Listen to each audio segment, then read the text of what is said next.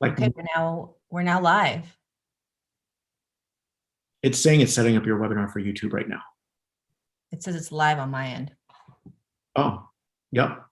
Looks like we're live. Okay, wonderful. Okay, we're now live. All right, I'm just going to advise everyone. It's saying it's setting up your webinar for YouTube right now. It says it's live on my end. I'm going to put my mute YouTube. Looks like we're. All right, cool. Yeah. All right, so a lot of people are joining us on YouTube, you guys. It's going to be me and Lorie Ladd doing our first energy update. How exciting. On youtube.com/feelgoodlife, and it will be watchable on hers after in an hour or so. So join us. I hope you can join us. youtube.com/feelgoodlife. All right. I love you guys. See you soon. Okay. Hi, Lorie. Hi, Feel Good. So this is going to be our first energy update on YouTube. And we have people joining the chat now. I am going to give people a minute or two just to get situated. I feel when we first connect, when we're like live connection, I feel we like telepathically, there's like a moment of like telepathy or like telepathic connection. And then we're like, okay, we're in, let's go. Yes, I agree. I just want to say to everyone, thank you in advance if you end up donating, but I'm not going to be watching that screen. So I just wanted to be clear because there's a lag on there. Hold on one second.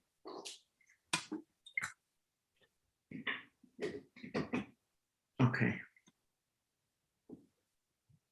20 seconds.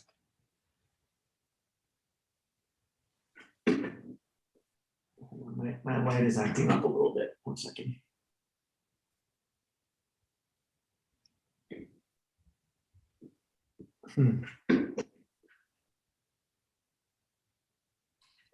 Sorry, guys. Give me 1 second. I'm sorry.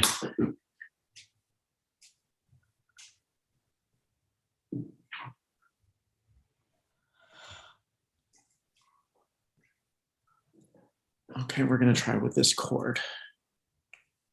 And then we should be good to go. We're always good to go. Always. Oh, there you go. Boom. And then we're going to go. Boom. Okay.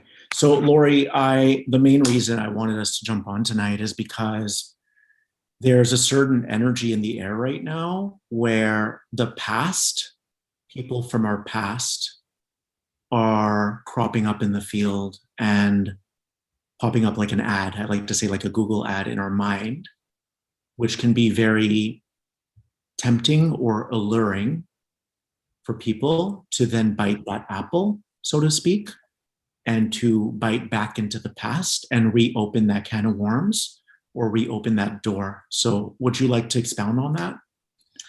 Yeah. So, I mean, the way I see it, and I'm just going to let the new information come through, but the way I see it right now, it's all energy for me, right?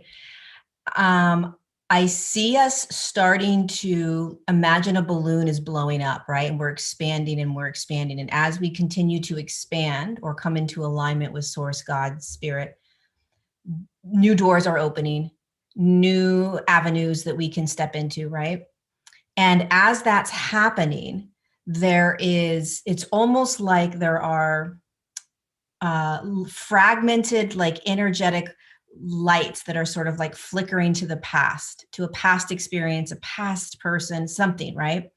And as you start to get brighter and brighter and brighter, or starting to expand, starting to step into new aspects, new opportunities, this line starts to dissolve, but we are unconsciously aware that there was ever even an energetic cord to the past, right? So we're not even consciously aware that there was an energetic cord connecting us to our past relationship, a past job, a past whatever.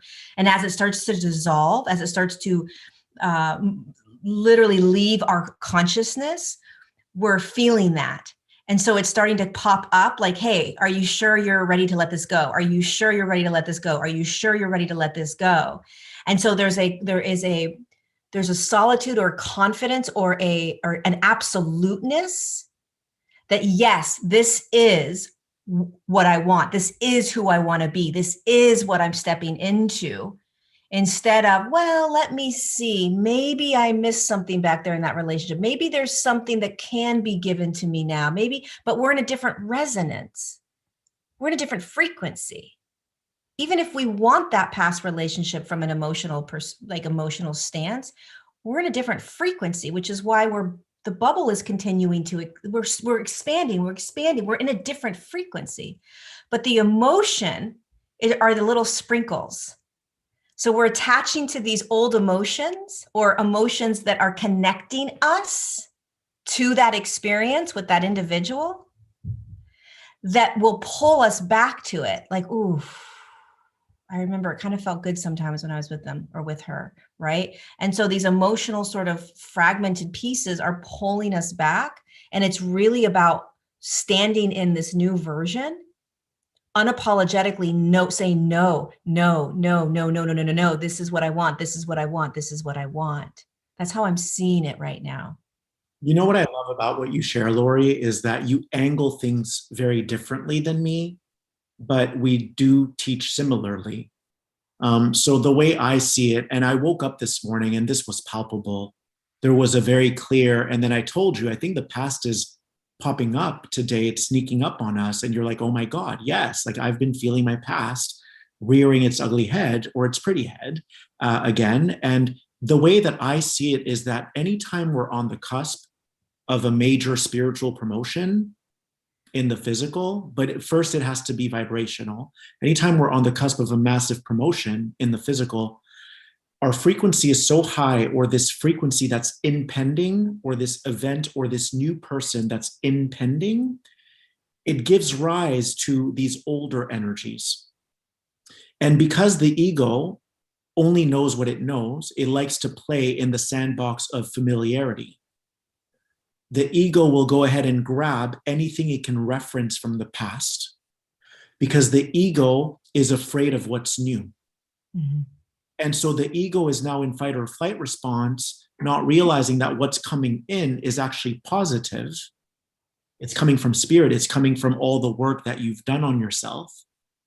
And so the ego's kind of resorting to what it knows. And it will go ahead and grab anything it can that feels comforting to it. It's similar to the vision I'm getting now is sometimes we go back and I have cookies every night, but it's like, and I don't judge myself because I love them. I love the experience, but it's also, but can that be habitual? Can it be something that's become a habit? And then why are you reaching for it? Because it's what you know. You already know it's going to provide you with that sense of comfort. But could it be that there's another energy working on upgrading you and choosing something different or breaking out of that pattern? So in other words, just to kind of sum up what I just said, there's leftovers in your energy field that correspond to the past. The ego knows them. It knows how to navigate them. The ego likes dysfunction too. It's very comfortable in dysfunction, in familiarity. And then there's this new energy that holds such a higher resonance of vibration that's swooping in, and then it gives rise to all of this debris. And our job is to then, it's a choice point. Am I going to select my past and hope it's going to be different? Because here's the other thing, and I want you to touch on this.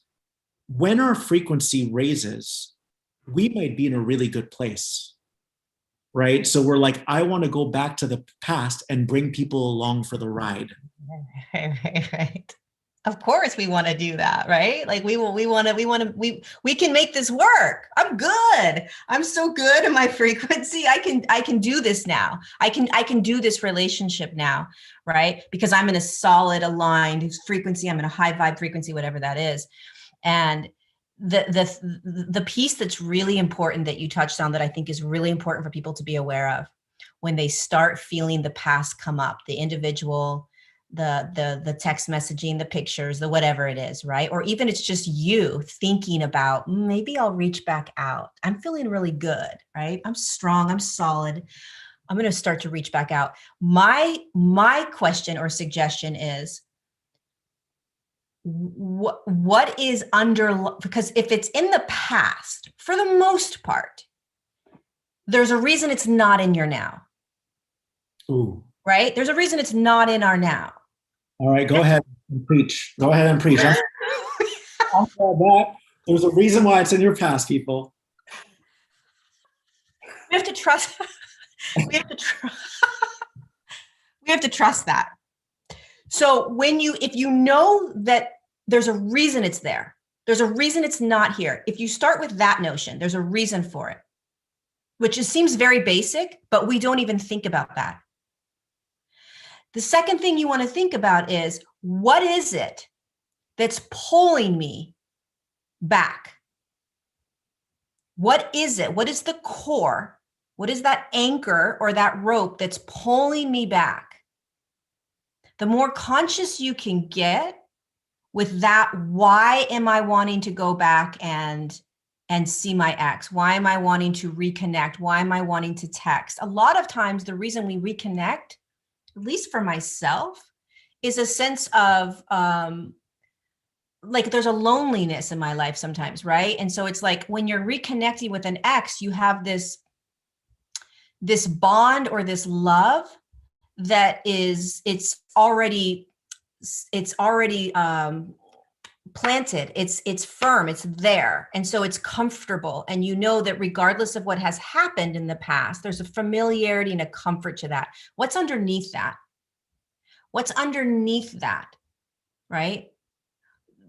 Not trusting what's coming, afraid to be alone, afraid to be with yourself. I don't know, whatever it is, that's what you want to tap into. That's what you want to hold and embrace, because that is actually the why of you going back. You have to get very conscious of that why, because when you do that, you won't do it. You won't go back. Mm-hmm. And I like that you said what's pulling you back, because what I was hearing is what's pulling you back to the past, but also pulling you back quite literally from your future. Exactly. Literally pulling you back from your future. And I always like to use this example. It's like, who was Brad Pitt when he knew he was going to be Brad Pitt? He already signed on a massive movie, but other people around him didn't know he was going to become Brad Pitt. So we have to also remember that we're all interconnected via this web of subconsciousness. We're all connected via this web of consciousness. So based on that alone, you're always firing off these different signals. If Brad Pitt just signed a contract with Miramax, that, you know, stating that he's going to be doing the #1 top movie, the #1 blockbuster, that basically disperses into the field. And then people who don't know who he's about to become, they're going to pick up on a signal, and their own lack, meaning they might be doubting themselves. They might be wanting what they can't have because he's about to become Brad Pitt. They don't know this consciously, but that signal is dropped into the field. It's like an airdrop. Boop, we're airdropping the signal. Subconsciously, people start responding to that frequency, and then they start reaching out to Brad before he becomes Brad Pitt. And they're like, oh, do you want to go for coffee? But he already knows. That's because he knows he's on his way up. He knows that he's on this ski lift. It's a ski lift that's taken him to the top of the summit, to the top of the mountain.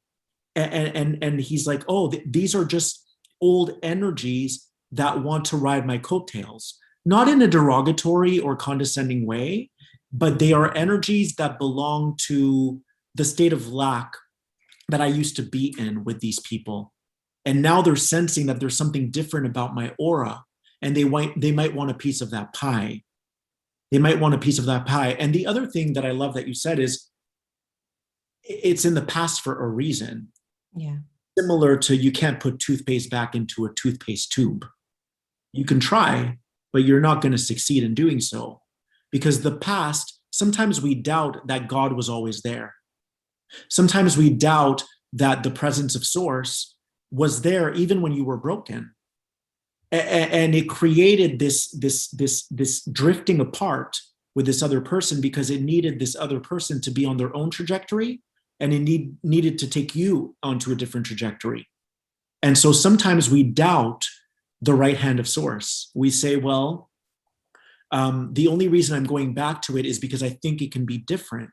But in a way, in saying that, you're doubting that the universe removed that person out of your life, and that they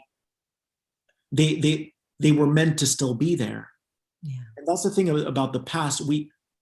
The intent behind it is so pure, because you're coming from this heart-centered space of, I'm feeling really good today, maybe they will as well, and then we can work on this pettiness and we can bring resolution to our issues.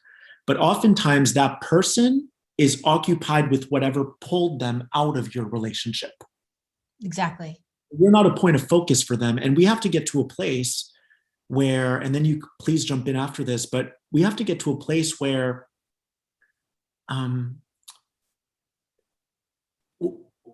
we fully trust. I lost my train of thought. I'm trying to get it back.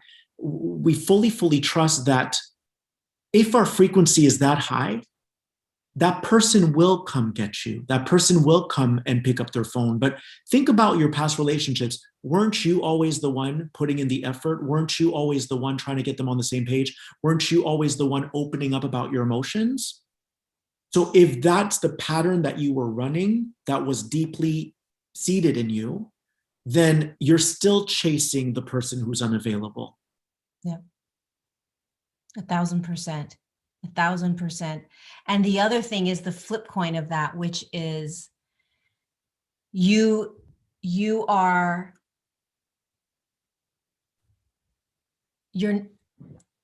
start to, I'm thinking about the person that's missing the other person, right? And it's like, I made a mistake. I want to go back. And you go 6 months and you're feeling really good, and then you start to feel weak, and maybe they're going up the elevator, right? And maybe you're picking up on the Brad Pitt frequency, and you're like, oh my God, I want to go back. I want to go back, right? And what you're not realizing, if you're in this experience right now, if you're like, oh my God, yes, that's me. Because we've all been there where we're like, oh, wait, don't go without me. Don't go without me. Don't go without me, right? We want to, well, not, maybe you haven't, but I have for sure, where it's like you feel like you're going to miss out, or you don't want to you don't want to do life without them, right? You're just like, no, I made a mistake. I'm going back. Here's what we have to remember, and this is what they're showing me right now, is the light has always been shining on you. So you've always been the star.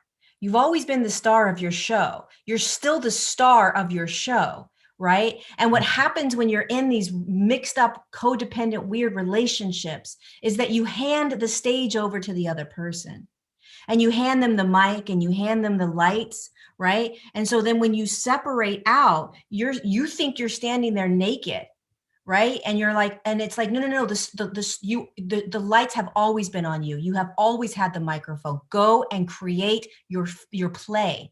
Go forward with what you have created by leaving whatever you left, instead of going back and saying, oh my God, I need to grab my costume that you have. I need to grab my microphone and my lights.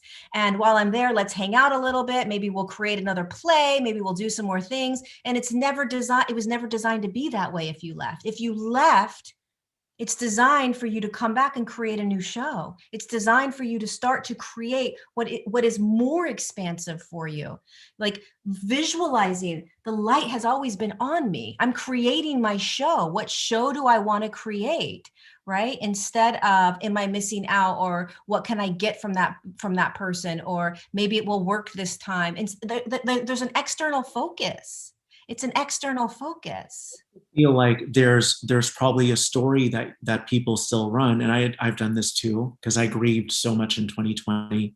But there's a story that we still run that's like, I did something incorrectly, so I'm guilting myself, and I know that I can make this right.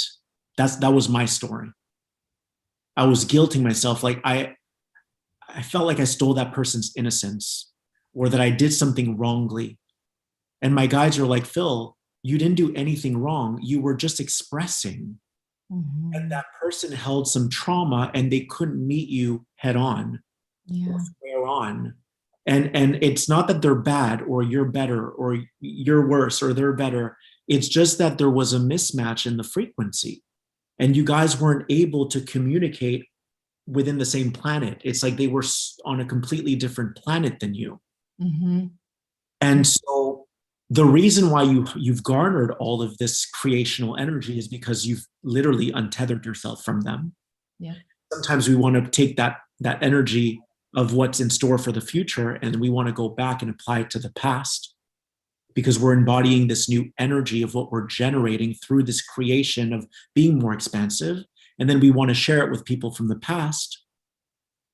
But the thing is, they're still not seeing you for who you are, because if they did, because I know a lot of people in the spiritual community tend to be the more sensitive ones, or they tend to be the more expressive ones, because it's the divine feminine.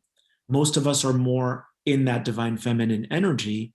And if you were the one always putting in the effort, what makes you think that it's going to be different? If that person wants you and you hold enough high enough frequency, they'll contact you and say, hey, I get what you were trying to share before. And I get that I was shut off emotionally and disconnected. It's like you can't debate with someone, or you can't contest when someone says to you, Lorie, I really believe that the universe is so powerful that I don't have to be on a dating app to find the love of my life. Would Mhm. you be able to debate that? No. Like if you said to me, Phil, I really believe in the forces of the universe, that they're always conspiring to bring to me what is meant for me without effort.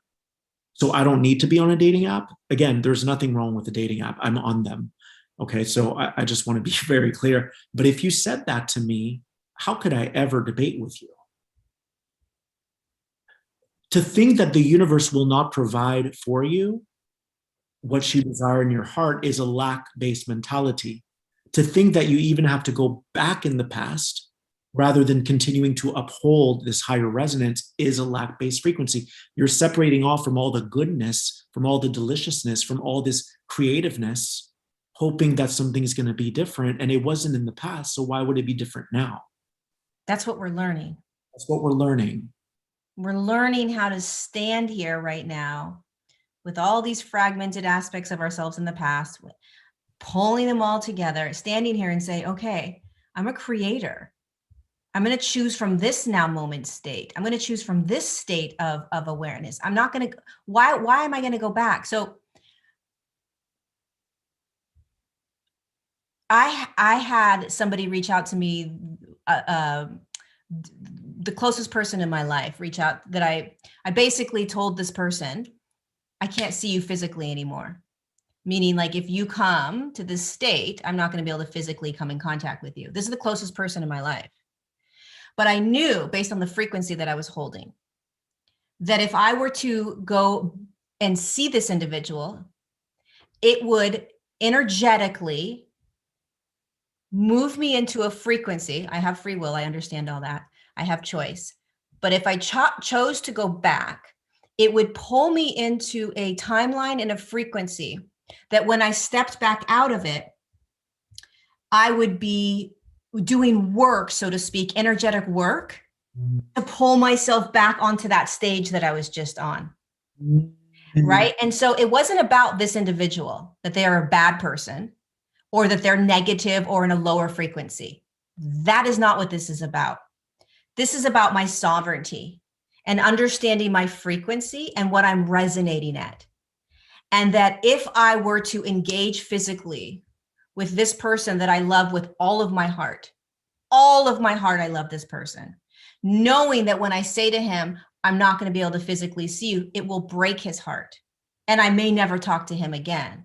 But because I have to hold myself in that sovereign field, because I have to trust my resonance, because I have to trust where I'm going and what I'm here to do and what's coming for me, I have to honor the now moment of what I'm standing in and trust that the pain that I may feel by not going back, the pain I may feel by saying the truth that I have to do, that I have to say, is for the highest good for both of us. And that that the comfortableness of going back is not worth where I am and what it took for me to get here.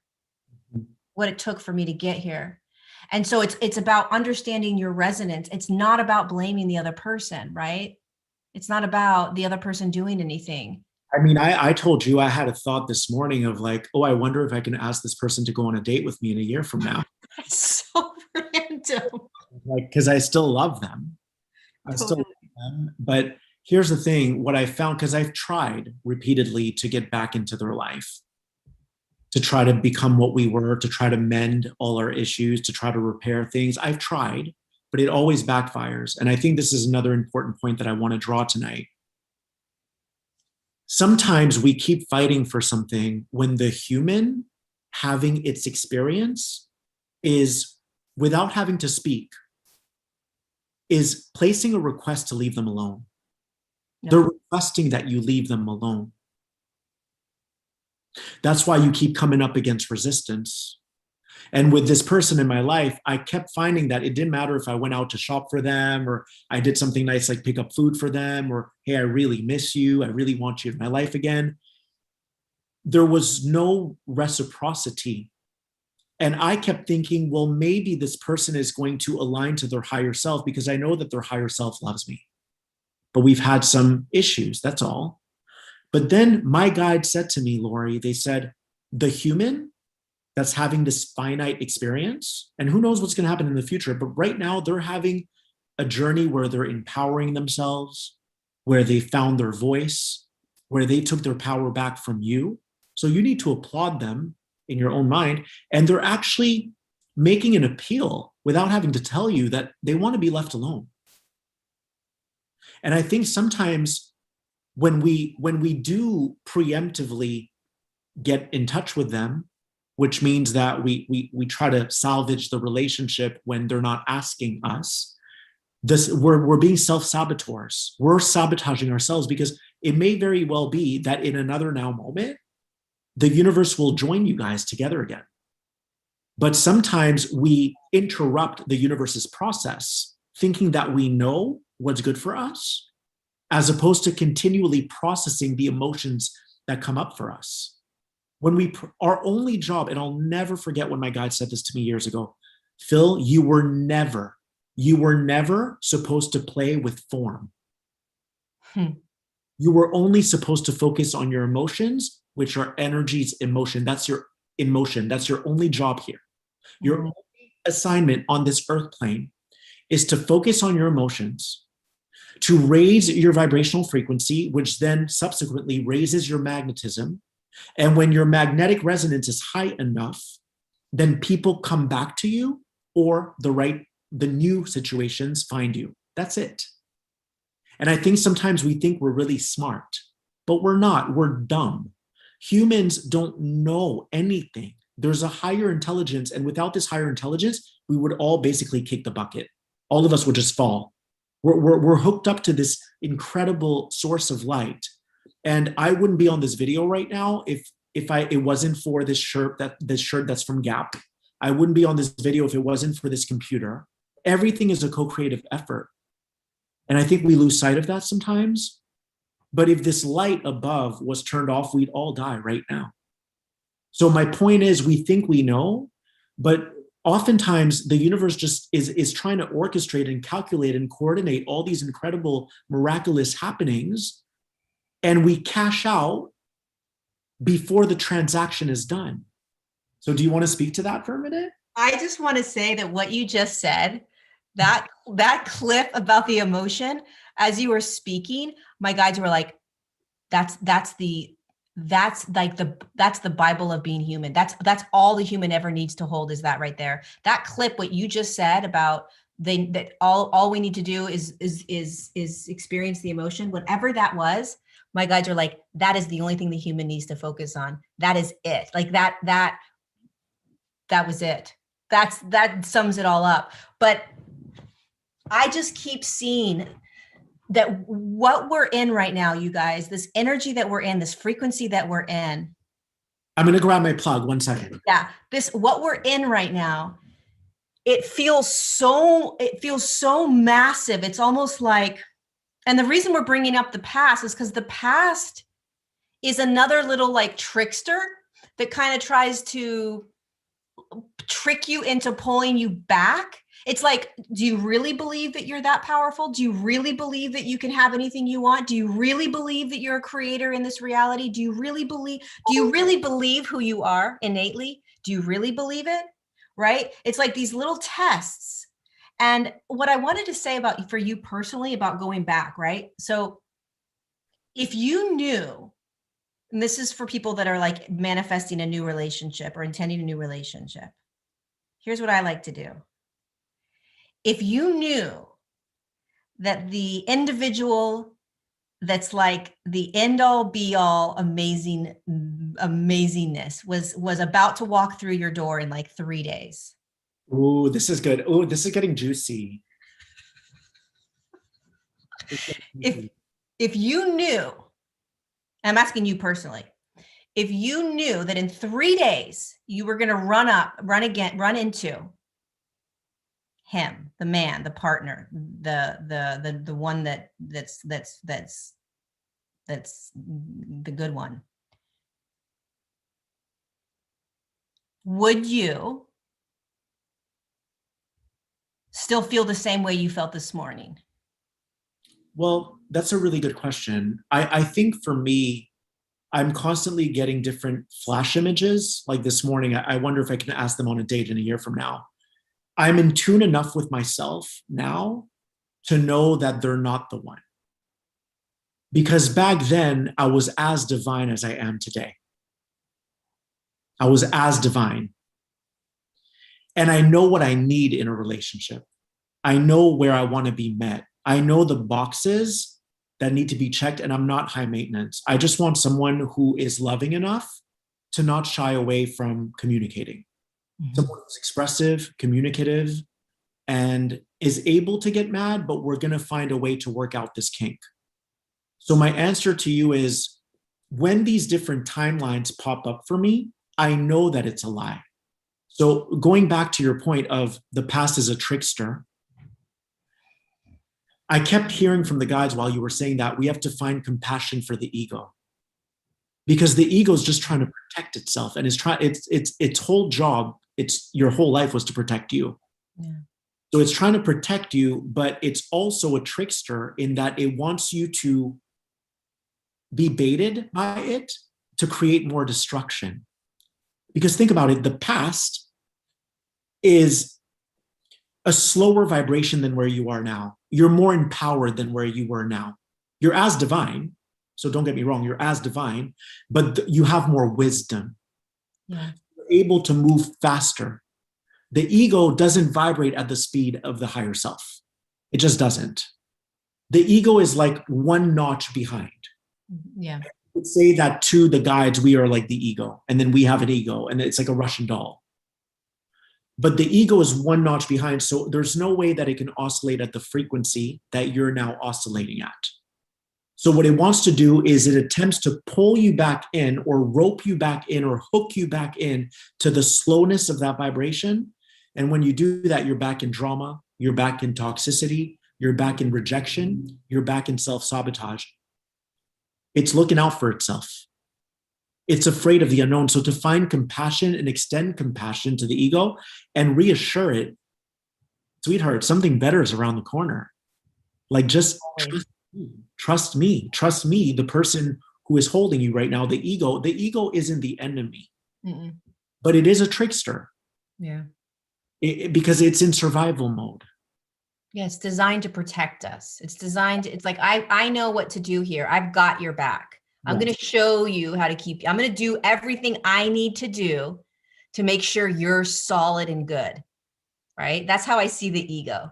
The ego's like, girl, I got you. I'm going to keep you so safe.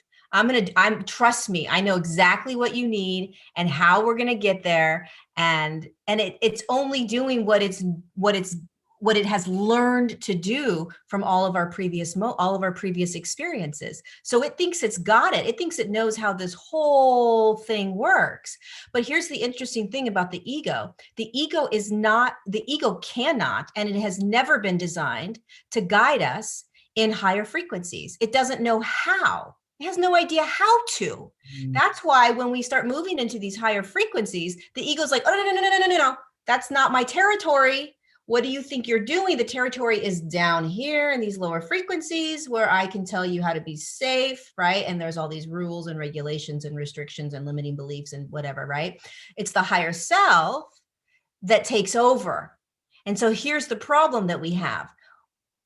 How do we switch the role, right? How do we start switching from, because when you're in higher states of consciousness, the ego, if you listen to it, it's going to pull you back. If you listen to higher self, it's going to continue to pull you in towards up evolution, right? So the trick that the human has is, what is my higher self? How do I listen to my higher self? How do I know that's not my higher self, or that is? How do I know how do I balance this or juggle this? The two. Yeah. Yes. How can you differentiate? Because the higher self is going to say, girl, don't go back. The ego's going to say, you might want to check it out again. It could be good. You never know. What if it's better? It's safe over there. You know what's going to happen. Higher self is like, girl, there's some badass thing coming for you. Trust me. But we're not used to listening to the higher self and trusting the higher self because we haven't done it. So we're like, how does this work? And you and I are like, oh, no. You guys need to do this. Trust us. This is how it works. This is how we live our lives. And the human's like, oh, can I trust? I have a really good $1 million question that I use for myself, and people can start applying it for themselves. I say, because the higher self is abundant and the higher self wants to bear all of these delicious gifts upon you. It doesn't have limitations. So my thing is, and this is how I can distinguish between the ego and higher self. If I could do anything today, what would I do? Without any obligation, what would I do? So today I wake up, my ego wanted to go to the gym. I was able to detect that was my ego. My higher self was like, Phil, what would you do if you could do anything for yourself today? And I was like, I would jump in the shower and go for a delicious lunch in Venice Beach with my friend. Because the higher self isn't a slave to any pattern. The higher self isn't a slave to the ego. So right away, it was like, that's higher self. So in relationship with relationships, the question is, if I could have anything in the world right now, what kind of partner would I align myself to?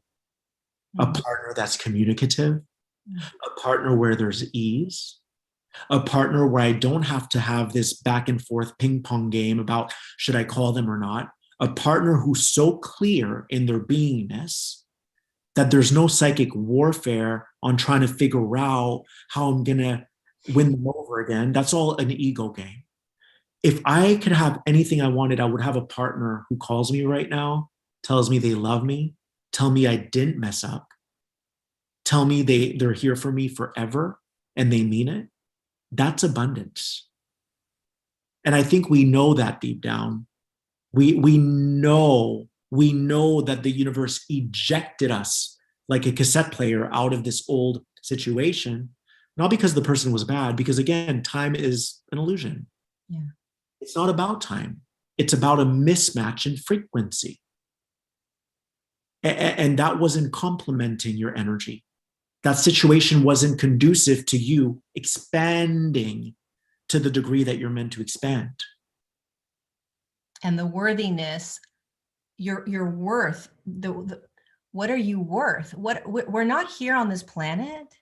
We're not here in this human body to suffer any longer, even though there's millions of people suffering. We're not here to continue to play out those old patterns of the victimhood or the hamster wheel of let me try to make this work. Let me try to make this work. It's totally fine if you do that. It's absolutely 1000% okay. But the evolution of the human is to start to step into an abundance and in an expanded state of consciousness where that doesn't even make sense, right? Like it doesn't make sense that you wouldn't be receiving everything that you would like to receive and that you're creating. So you have to start examining your life with compassion, but you start examining your life and where in my life am I completely unhappy? Then you listen to your limiting beliefs. Well, I have to be there. Okay, that's a limiting belief. Maybe you do have to be there, but do you really have to be there? And we start examining where in our lives are we in that lack or in that victimhood or in that restrictive state. And then we slowly begin to say, okay, do I want to stay in this or do I want to start to shift? This is how evolution happens. There's no magic pill that sprinkles over us. You and I didn't like get to the space that we're in our lives by like magically like, you know, pushing our feet together like Dorothy and saying, I'm going to create a great life. Right? We like literally step by step looked at every aspect of our life all the time. And is this a reflection of who I am? Is this a reflection of how I want to be? Is this person in my life giving me something that is for my highest good, et cetera, right? And so this is really what, and the month of April, going back to our energy update, the month of April is such a beautiful month of remembering that we're abundant. That even if you're in a job you hate or in a relationship that you hate right now, you start to embody abundance. You start to embody choice. Think about that for a minute. What does it feel like to embody choice? Like I'm going to feel what that feels like. I actually have a choice. Now your beliefs are going to tell you don't have a choice. But in order to start making a choice, you have to feel what that feels like. Oh, wait, maybe I actually do have a choice. And then your limiting beliefs are going to say, I don't have a choice. And then you're going to say, wait, but what if I do have a choice? You know, they're going to have this back and forth battle. This is what happens with the human until they finally start to embrace and embody, wait, if I have a choice, then it's all my fault. It's all my fault. Like there's no fault to it, but I have to take responsibility. Sorry, go ahead.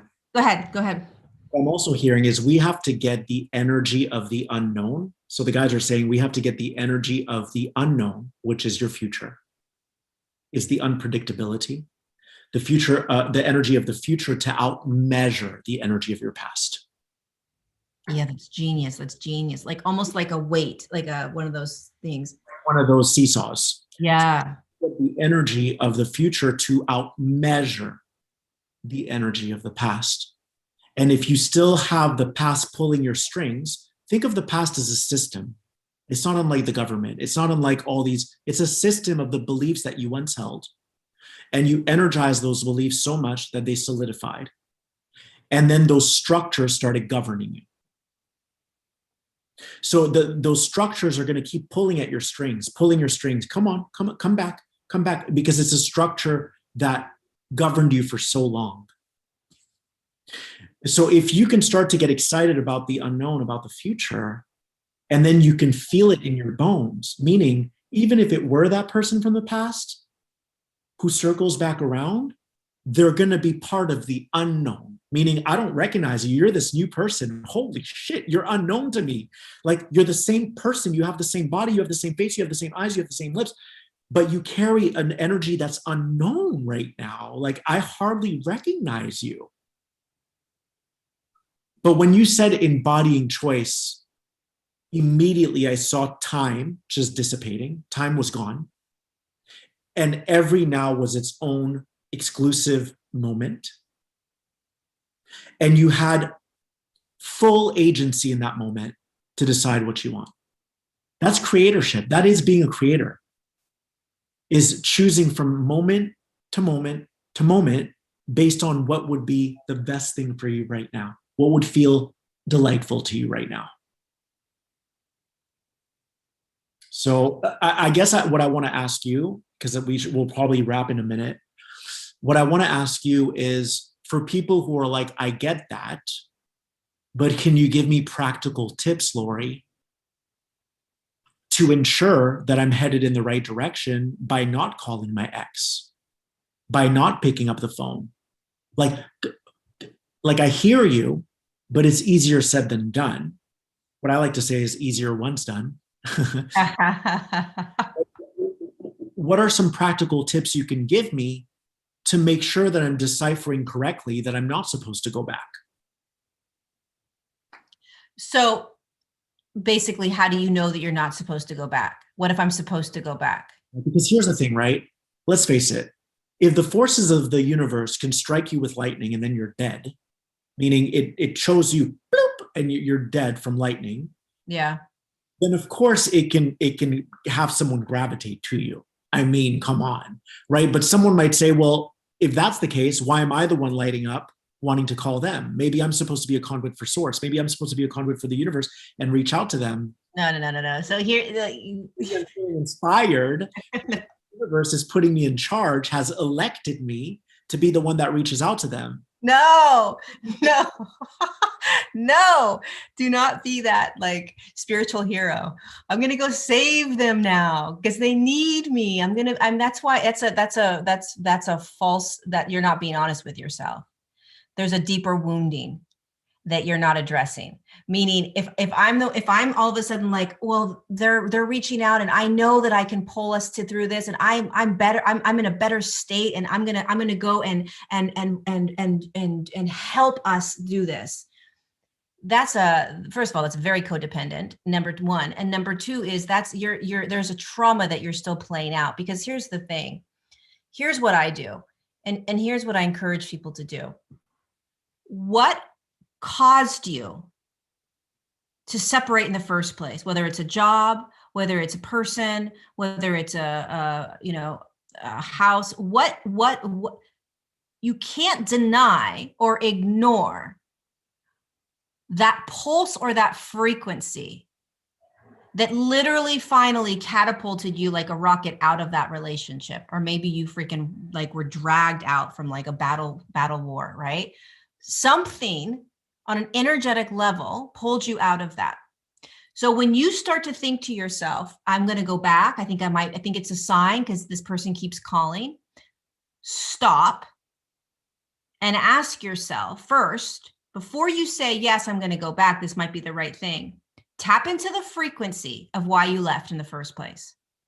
The core of why you left, the experience, embody it.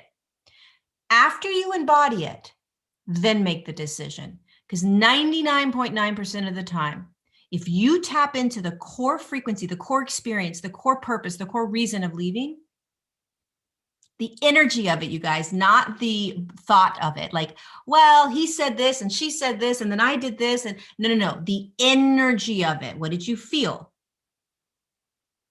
99.9% of the time, you won't go back. Yes. We go back for reasons that we are unconscious of. And that's why we go back. We convince ourselves because we want to go back, because it feels good, it's comfortable, it's love. Who doesn't want love? It's love, even if it's not the love that's 1,000, even if it's not all my love that I want, right? All the lists, it's still love. It's still somebody that loves me. I'm comfortable with them. We can watch TV all day. We have so much fun. We laugh. What's the core energy of why you left? Because it's an unconscious knee-jerk reaction that we have been programmed to do, to go back one more time. Let me try it again. Maybe this time it will work. That's unconscious and it's trauma. It's trauma because you don't believe in yourself, because you don't believe that you're on a new stage with a new light and a new microphone and a new costume and you're ready to keep going. Keep going. Don't go back. It's taking you places. The universe is friends. The other thing I want to share is, because for me, right, my pattern used to be, please give me a chance to explain. Like, I just want to get on the same page with you. I want to make this right. And they didn't want to hear it. It would fall on deaf ears. They would tune me out. And every time I would attempt to do it again, I was hurting myself because they told me, I don't want to have this talk. Yeah. So if you're someone who's never apologized and you've never gone back to openly express, then you might be qualified to do that because you've never experienced that before. But if you're someone like me who's done it recurringly, where I will reach back out, like recently I was out with someone and things got lost in translation over text. That's why I don't like to text. And they took it really badly. And I was like, hey, that totally came out wrong. Can we please get on a FaceTime? I want to explain myself so that you can know where I'm coming from. Because one thing I've learned about me is people never fight with me in person because they see how gentle I am.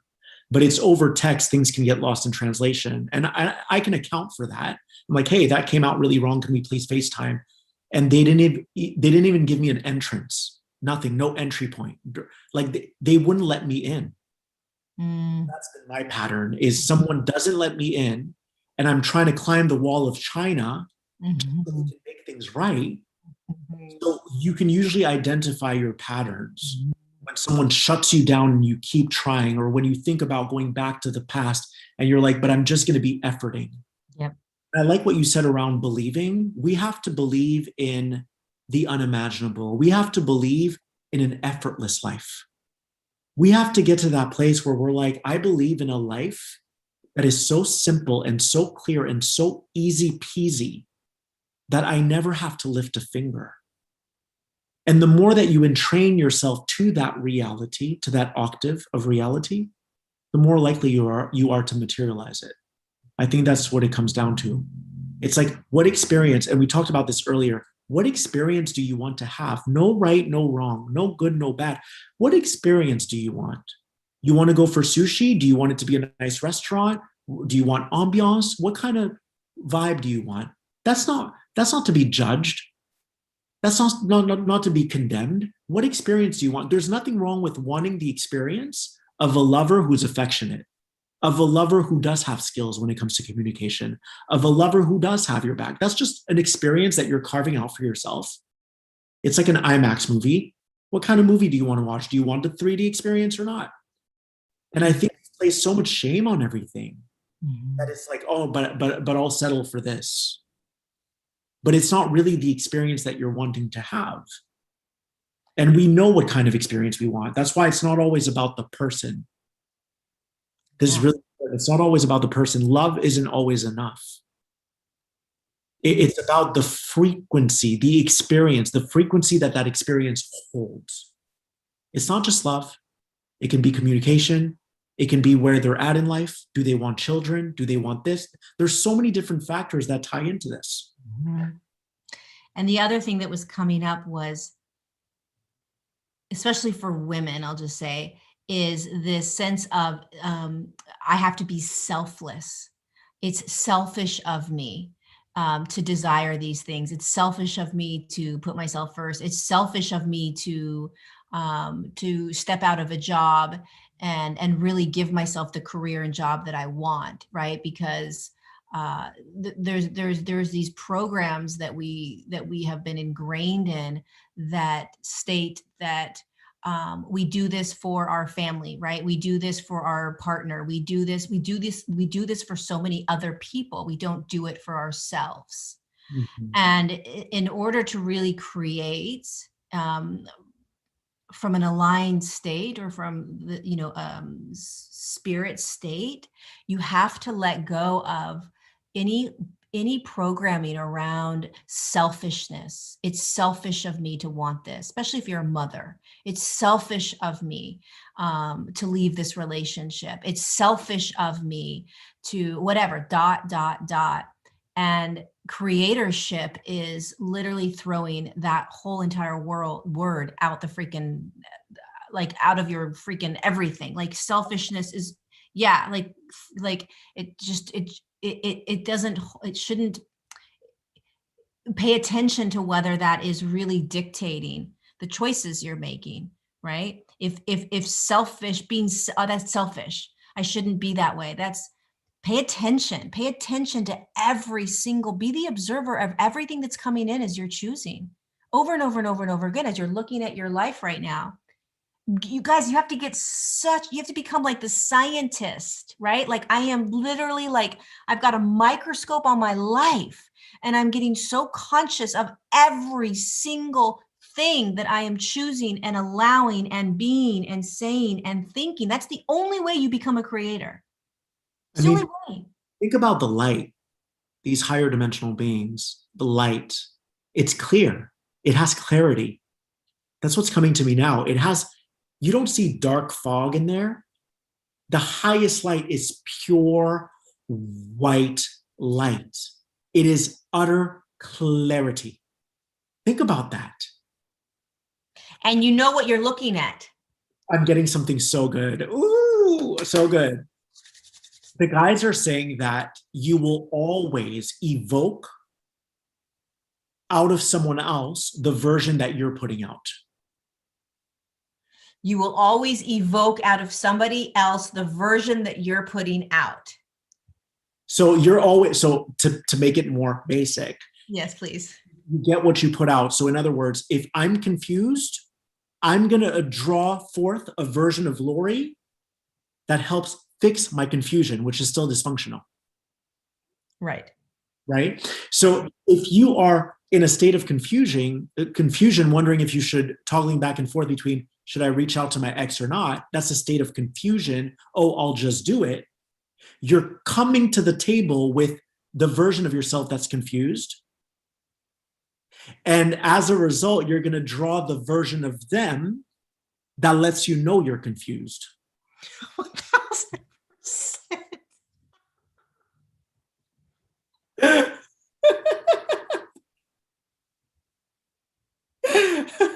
Oh, it's so good. Oh my God. And we all do this, right? Like always. All of us can be held accountable for this, where we might say to someone, you won't believe what happened today. I saw a synchronicity and it just completely changed my life.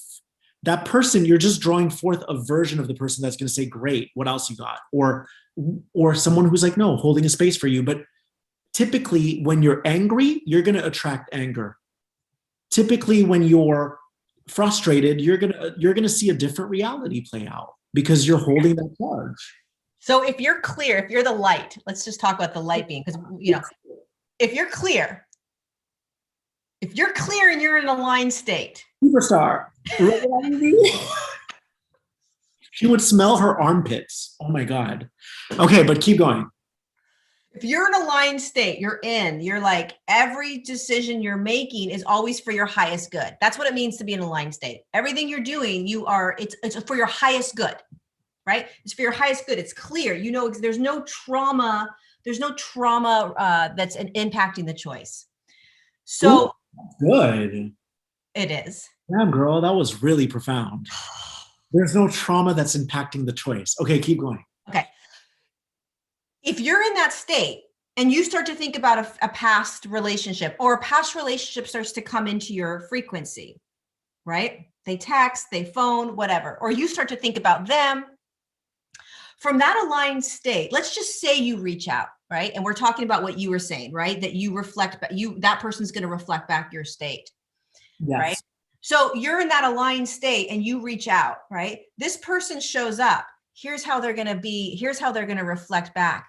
It's going to be an absolute dissonance, because the state that you're in, the aligned state that you're in, there is no way. So when you reflect it, right, you're going to reflect back this aligned state, which is not them. Ooh. Right? It's not them. So what are you going to get back? Dissonance. It's not you. It's not you. Nope, they can't match you. So it's not that they're holding the same frequency, which is why it's matching you. It's that your reflection, your light, your aligned state is connecting with them. Your aligned state is, whatever is for my highest good is going to be presented to me. I'm going to see what's going on with my ex for a second. The ex pops into your reality. You're in that aligned state, which means I know that everything is for my highest good. You connect. It's an absolute, oh, hell no. That is a reflection. back to you that you are in an aligned state, and then you say, oh, nope, I'm going to let you go. I'm going to move forward now, right? That is the difference between going to an X in an aligned state and going to an X in a trauma state. I miss you. How are you? What's going on? Do you want to hang out? That's a trauma-based response of like loneliness or You're yeah. Yes. right. Yeah. Putting on thin ice. Like I Yeah. hope, I really hope, fingers crossed, Yeah. they respond well to this. Yeah. But in so doing, your energy isn't in your body. Your energy is another system. Yep. That's going to govern you and let you know, nope. And you're going to literally bring that individual back in that restrictive, tight, trauma-based sort of feeling of like, I'm not good enough. I don't deserve that I can have anything I want. I'm not in that aligned. Everything is for my highest good, and I'm going to pull in exactly what I want. And then here comes the X, and maybe the X plays with that, right? Because of course, that's the frequency that you were holding with the X. Yes. You're going back to that frequency that you were holding with the X. You squeeze right back into that frequency, and then off you go on the roller coaster ride with them. Yeah. I just want people to know before we close that you blended your colors with your X, and that distorted you, but your desires at the core of who you are, those desires were not distorted. No.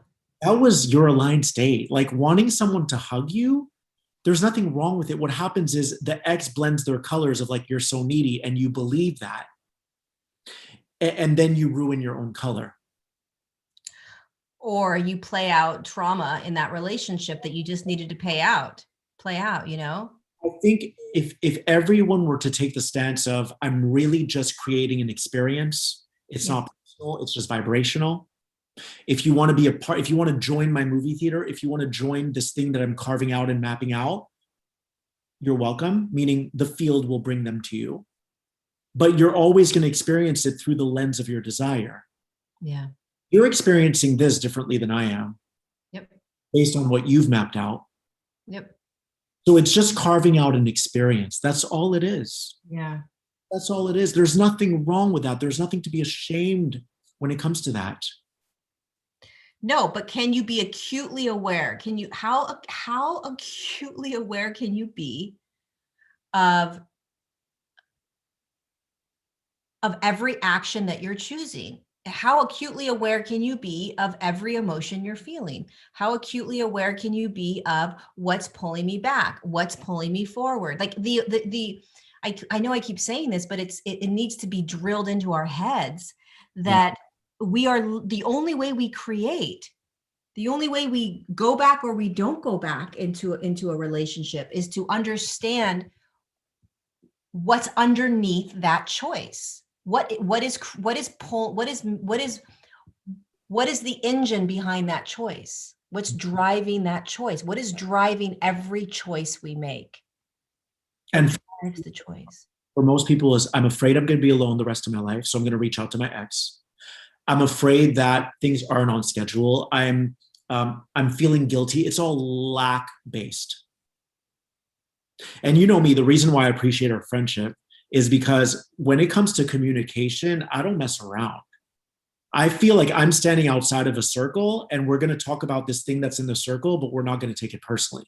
Legit, being friends with Feel Good is like, dude, I've never experienced anything like it. I mean, I love it so much because you have to be so authentic and raw and vulnerable and real with Phil. Otherwise, it's just because you show up and you're like, this is how I'm feeling right now.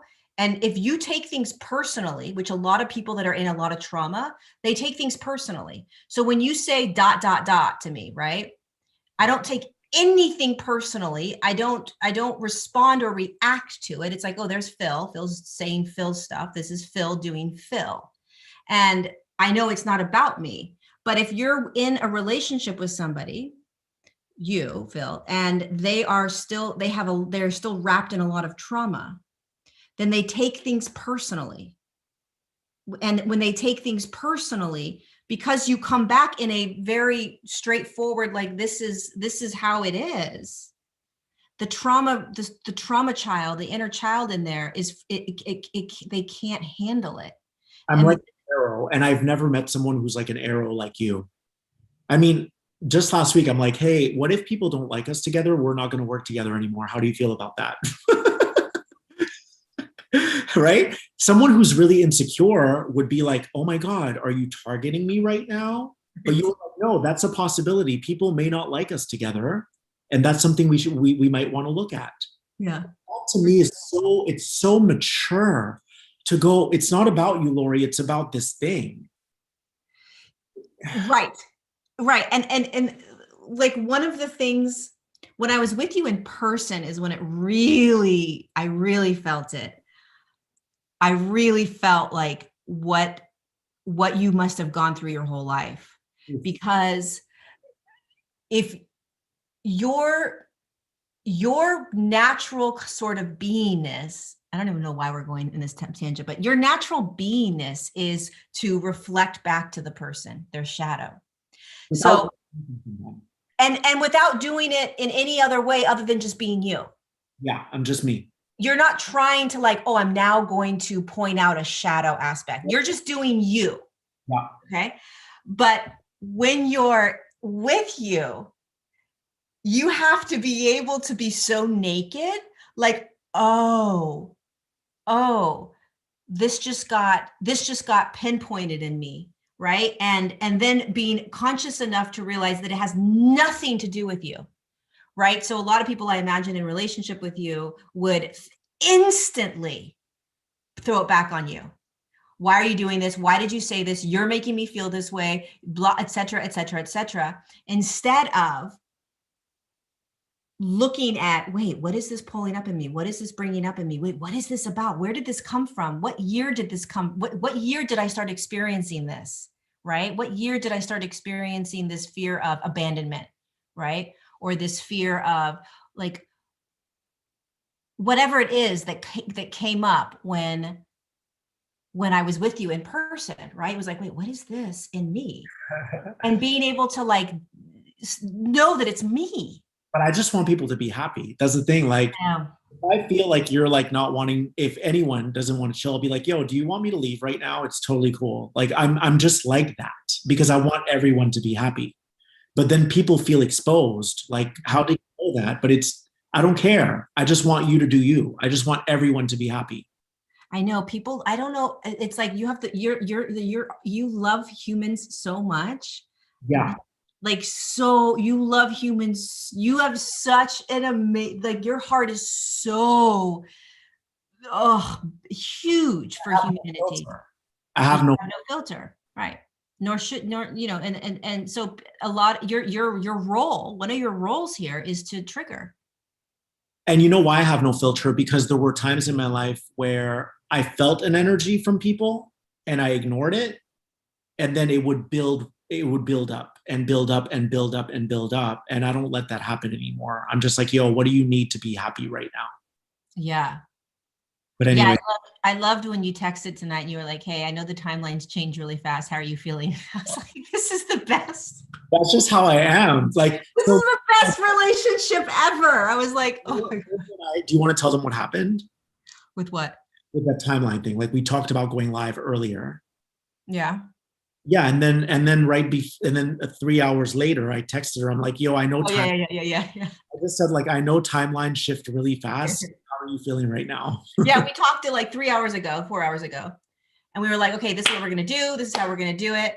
And I live my life so moment to moment that like, I just can't really make plans because I honestly yeah. And so I really didn't know how I was going to feel. And then when you texted right before we were going to go, you're like, okay, listen, I know the timelines change really quickly. So where are you at right now? And I was like, oh my God, this is the greatest relationship I've ever dreamt of.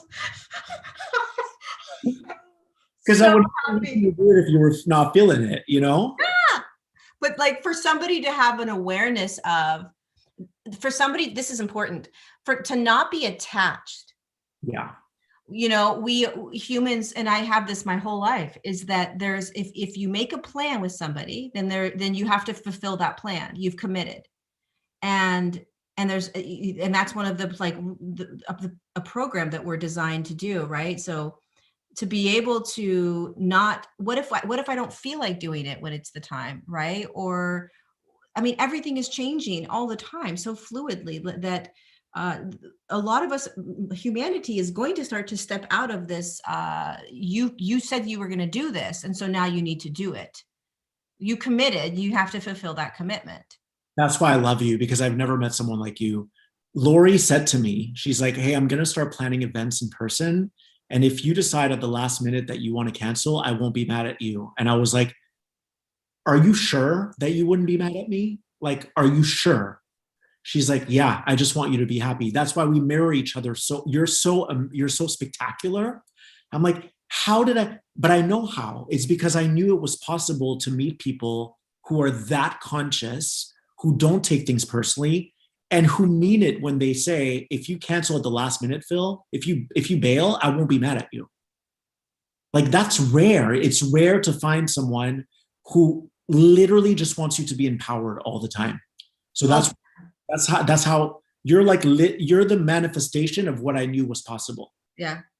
All I would ever want from you is to be yourself. So if I would never want you to commit to something and then not want to do it, but do it out of a commitment, like, please don't show up, only do you, only, and yeah, it's the best. It's the best. And my brother, who's planning these events for me, he's adorable, because I'm like, hey, listen, I don't know what's going to happen with Phil. So he may or may not show up. He's like, he's going to show up. Don't worry. And I was like, yes, but we're going to plan him not showing up. And then when he shows up, we'll be like, yes. He's like, he's going to show up. It was hilarious. It was so cute. Because doesn't that right there speak to when you're not attached, everything happens? And so now that I've experienced this friendship, people think we're romantically involved. We're not, we're friendship. Why would I ever go back to my ex if I know that this is possible? If I know this is possible, and then when you're not attached to people, you do end up showing up because there's no pressure. But if you're thinking about your ex and you're like, I think I'm going to call it, that's all pressure psychically. That psychic pressure is already announcing to you that it's not going to go well. Yes. That psychic pressure is already notifying you this is not going to bend in your favor. Yep. Because someone like Lorie, you wouldn't feel psychic pressure with her if you were talking to her in your mind. What's psychic pressure? Huh? What's psychic pressure? Psychic pressure would be like a friend's asking you out to dinner, but you know that this friend might get mad at you if you say no. So you already know, like, by playing with how am I going to say this to them, the fact that you're even saying how am I going to say this to them is a red flag. Yes.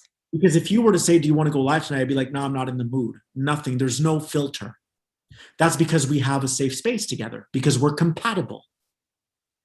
But a psychic pressure would be the psychic attack of how am I going to play this? How can I say this to not hurt that person? That right there lets you know where they're dwelling in terms of their consciousness. You're tuning into all their jagged edges. Ooh, so good.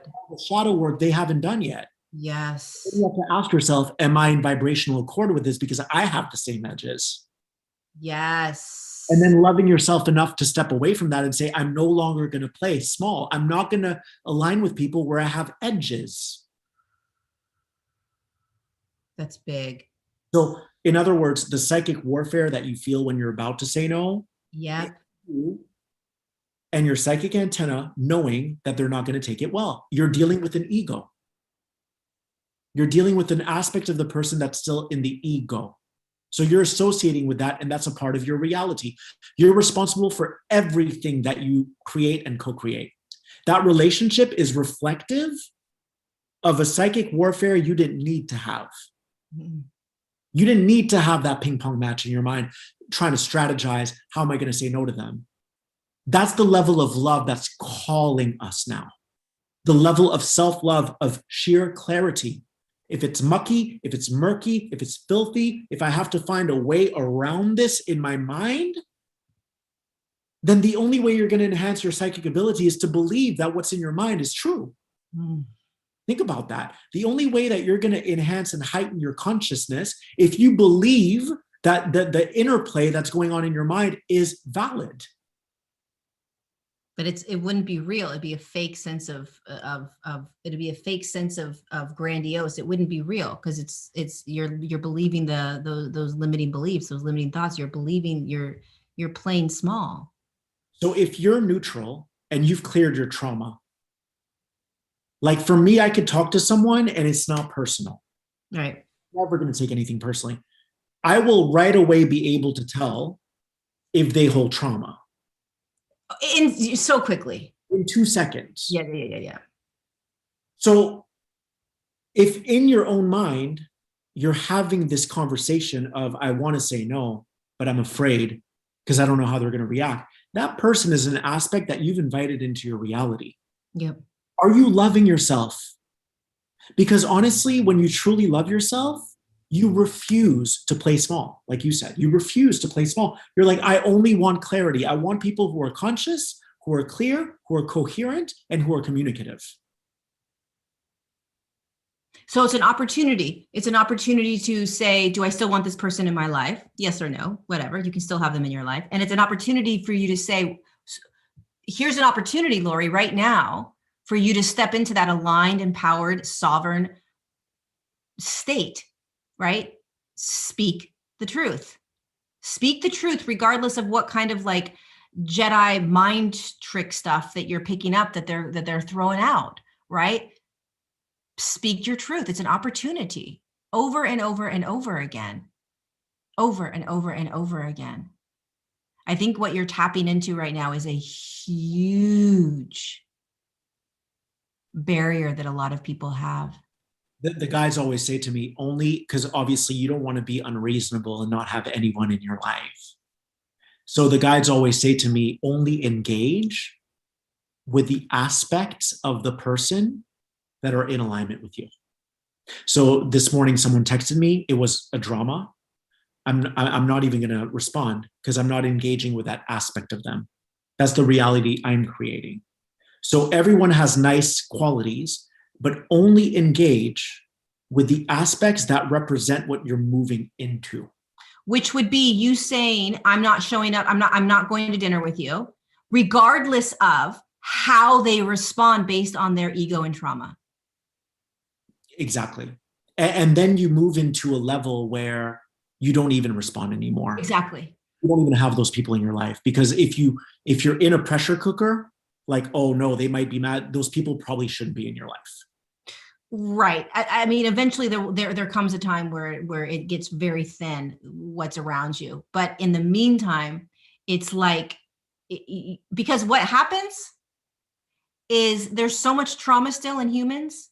God bless them all. There's so much trauma that how many times are you going to meet them at the aspect that you're willing to meet them at by you saying, I'm going to cancel tonight. And then they say, you always do this. You never fulfill this. How many times are you going to play ping pong with that before you say, you know what? I think I might be done. I don't want to have to keep defending or not being accepted, not being seen, because it's basically the person's trauma is trumping the authenticity that you're showing up as. Yeah. And I think for a lot of people, for all of us, to be honest, it's really just the going back to distinguishing between, is it trauma that you're holding? So the universe has this other person in your life because you're meant to overcome this obstacle and say no, meaning you're scared to say no. That's great because it's an opportunity to step up. Or are you truly free of trauma?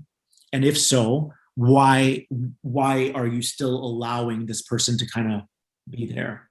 Exactly. That's a whole other conversation. That's a whole. Well, and also I always think about Jesus, because Jesus would be like, like I don't think Jesus would even say, I don't want you in my life. I think Jesus would just literally just keep doing his thing. It wouldn't even be a thought process, right? Like there would be, it would almost be like if this person kept calling Jesus, I think that Jesus would like Like, let's say you have a friend that's always putting pressure on you to see them, always putting pressure on you to hang out.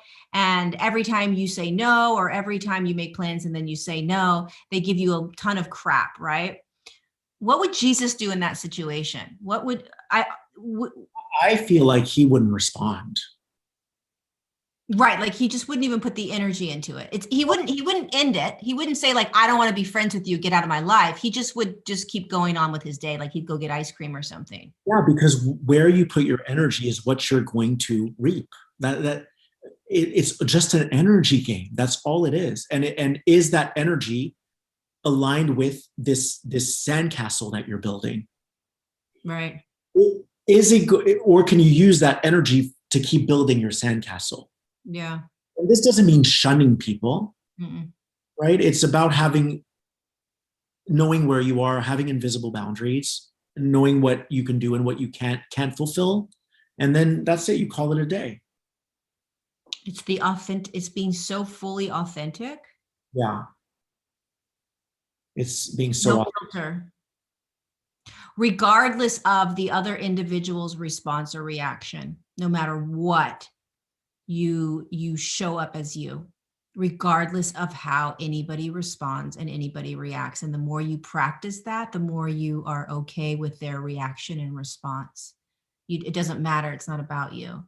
So, and you're also teaching them how to refocus that trauma response, which is like, what's wrong with you? Why are you doing this? Why are you not showing up? This, you're supposed to be my friend, whatever they say. The more you speak that authentic truth, the more you are allowing them to sit back with their trauma, because you're not playing it out with them. Yes. You're not playing it out with them. I love you. Thank you for the talk. I love you. Thank you for the talk. You did it. That was amazing. Thank you all for joining us, and I will see you guys on the next live. And I think that's it. I love you guys. I think I feel like I had a spider crawling on my face the whole time. It was so weird. I kept feeling like spiders were on me. It was the strangest thing. All right. I love you. Bye, everyone.